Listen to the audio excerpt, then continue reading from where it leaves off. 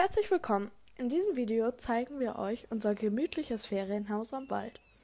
Wir haben dieses mit viel Freude und Leidenschaft eingerichtet. Der Blick in den Wald lädt zum Entspannen und Relaxen ein, sodass man den stressigen Alltag vergisst. Hier ist übrigens der Teich und eure Vierbeiner sind natürlich auch herzlich willkommen. Dann kommen wir zum Pool, der in den Sommermonaten zur Verfügung steht. Und jetzt zeigen wir euch das Haus von innen. Hier ist das Wohnzimmer, wo man abends tolle Serien und Filme gucken kann.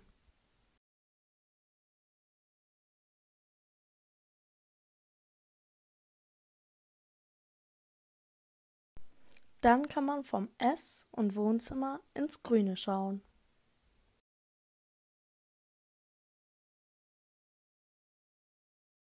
Hier sieht man unter der Treppe die kleine Bildergalerie, wo vielleicht auch eure Bilder verewigt werden können. Dann kommen wir ins Bad, was neu renoviert wurde.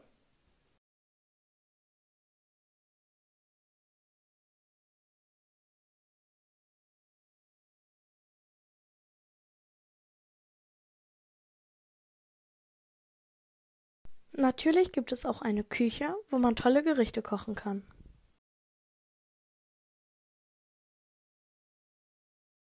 Hier sind wir dann oben angelangt, wo man natürlich wie unten einen super tollen Ausblick hat.